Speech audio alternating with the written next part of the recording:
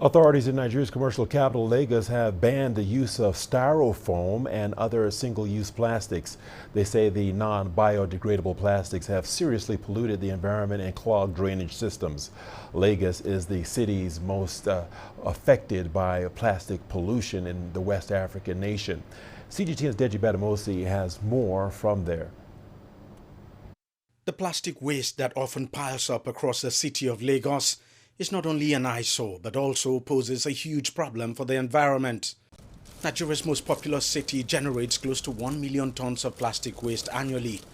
Some of it is collected and recycled, and there are several recycling plants in the city now.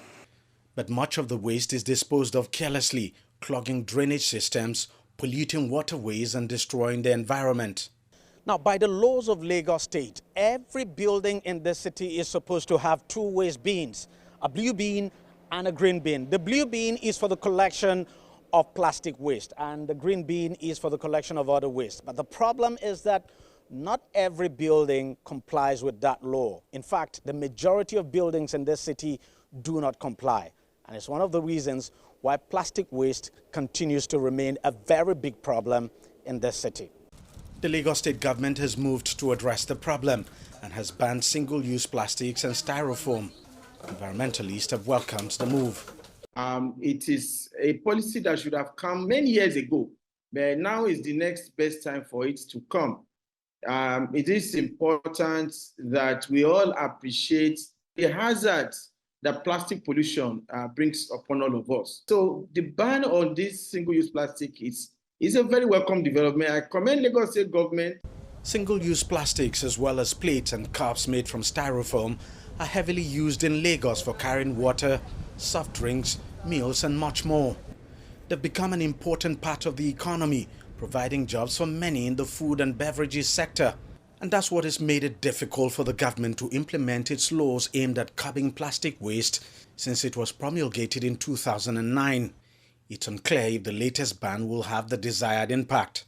I think it's something that the government should, robustly discuss and debate on, so as not to, in an attempt to clean the environment, now create, massive poverty and, because the gap is already widening, and so it's not, it won't be nice to us further widen it.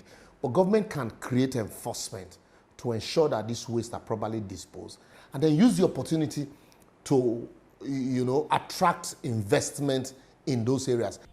There are already several private initiatives in Lagos to deal with the problem of plastic waste. At this primary school at the Ajegunle area of the city, parents have the option of paying their children's school fees with plastic waste. The waste collected is sent for recycling. Many parents have embraced the idea.